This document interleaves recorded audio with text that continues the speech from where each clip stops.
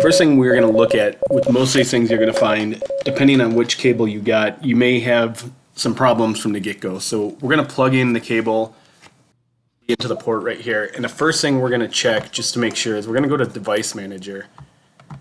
And once you plug that in, you should see these ports pop up right here.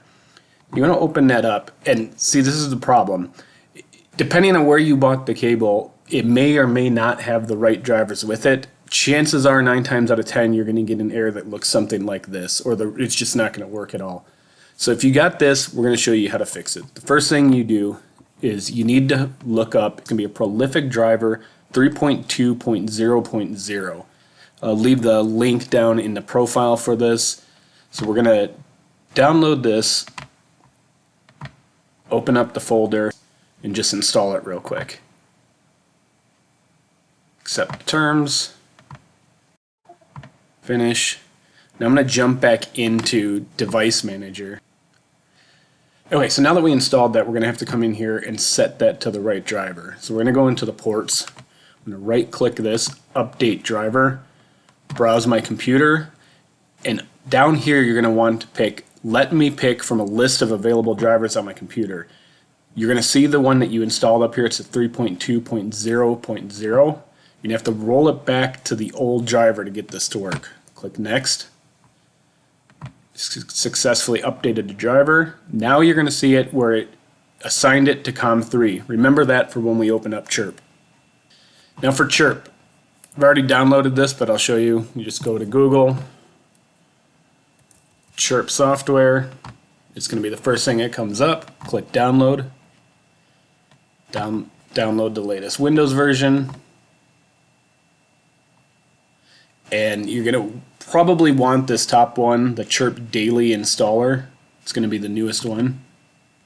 So I'll download that. Agree. Click Install. I've already installed, so I'm going to skip that part. Alright, once you have it installed, here is what it's going to look like. Now you're going to want your radio plugged in, and you're going to go to Radio, Download from Radio to get your memory bank inside of here. So I'm going to click Download from Radio. It's already preset because I plugged the radio in before, but if you don't see it in there, you just pick your vendor. It's going to be Baofeng in this case, the model UV-5R, and click OK. You're going to click Yes to proceed. Right here is where you turn on the radio itself.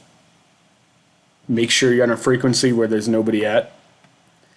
Click OK. This is cloning the memory channels for your radio. It should take a couple seconds here, and once that's done, we can start programming the actual radio.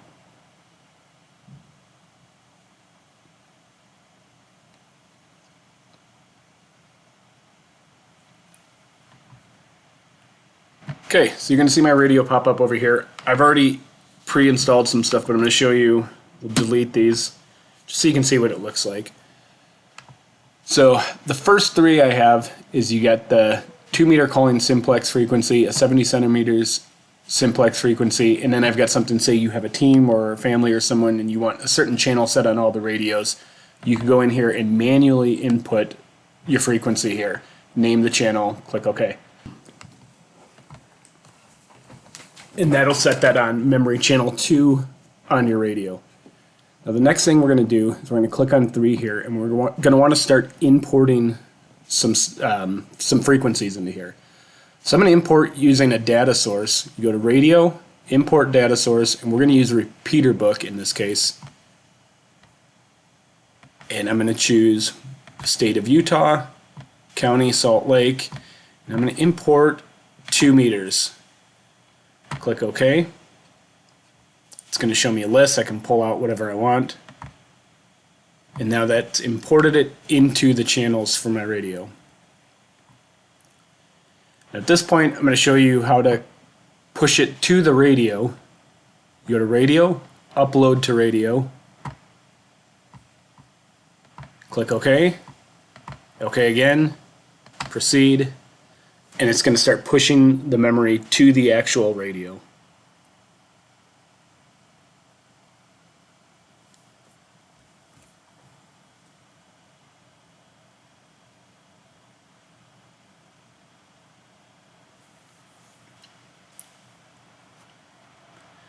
Okay, so now that the cloning process is complete, those frequencies are all inside of your radio now, and you can unplug everything and run it through a test.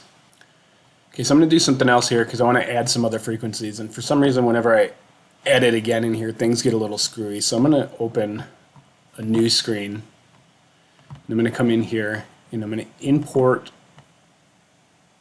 some more repeater book stuff. This time I'm going to go through and I'm going to grab 70 centimeters. It's a dual band radio, so I'm going to pull that in. Click OK.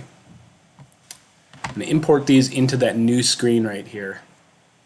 I'm going to come through and I'm going to grab everything that's in here. Or say maybe I just want these 20. So I'm going to shift click from 1 to 20. Right click copy or control C. I'm going to go back to my Baofeng screen right here, okay, and I'm going to right click or control V and paste that into there. But now you see I've got my 70 centimeter channels in here also. Okay, so I'm going to do this again. I'm going to add some other channels. Chirp's got some cool stuff that's kind of defaulted in here, so I want to add in some FRS and some GMRS channels. These are in here by default under radio, import from stock configuration, and I can start pulling in some of these things that are in here. So I've got marine channels in here, the weather alert stations in here. So anything that you want to put into your Baofeng, I'd grab those. So if we wanted to do marine, I'd grab those here and go through the same process that we did with the when I added the 70 before. So click the stations I want, come back here to my main Baofeng screen, find the first memory channel that isn't used, which will be 29 here, and again I'm going to control paste these into there, and now I've got my marine bands.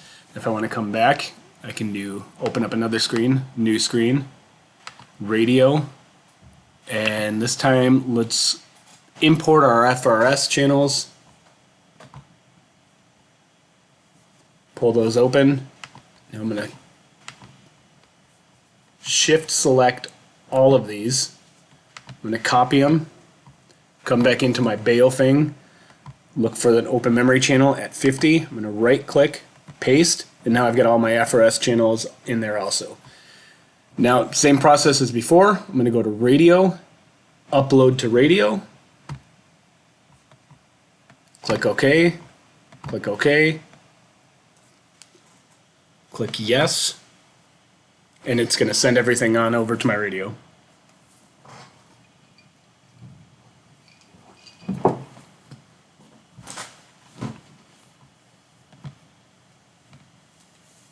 And now it's time to test things out and see if everything went over to the radio. Here we go. 1, 2, 3, 4, 5, 6.